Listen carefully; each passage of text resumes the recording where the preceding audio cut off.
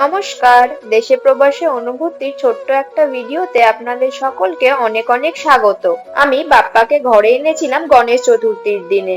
আর সেদিনই ভেবেছিলাম যে গত বছরের মতন 3 দিন বাপ্পাকে আমার কাছে রাখবো, তারপরে আমি তাকে নিমজ্জন করে দেব। কিন্তু আমার 3 দিনের দিনই খুব মন খারাপ হতে শুরু করে, সেজন্য ভাবলাম ঠিক আছে 5টা দিন রাখি, তারপরে না হয় নিমজ্জন করে দেব। কিন্তু গতকাল আর কিছুতেই আমার মন করলো না, মনে হলো তাই ভাবলাম ঠিক আছে 5 দিনের বদলে আমি বাপ্পাকে 11টা দিনই আমার কাছে রাখবো।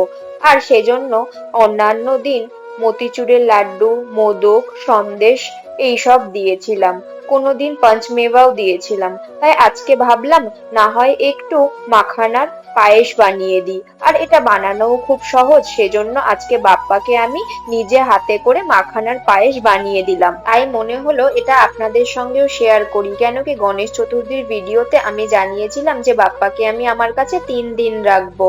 তাই আমি নিমজ্জনের কোনো ভিডিও বা কোনো কিছুই পোস্ট করতে পারিনি, যেহেতু বাপ্পা এখনো আমার কাছে আছে।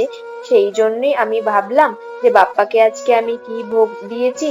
আর বাপ্পার সঙ্গে সঙ্গে আমি ঘরে যে নিত্য পুজো করি সেই ঠাকুরদেরকেও আমি সেই মাখানার পায়েসই আজকে ভোগে দিয়েছি। দেখুন আজকে যেন মনে হচ্ছে বাপ্পা খুব খুশিও হয়েছে এই পায়েসটি পেয়ে। আর আপনাদেরকেও খুব সহজে কিভাবে মাখানার পায়েস তৈরি করতে হবে সেই ভিডিওটিও আমি দিয়ে দিলাম ছোট্ট করে।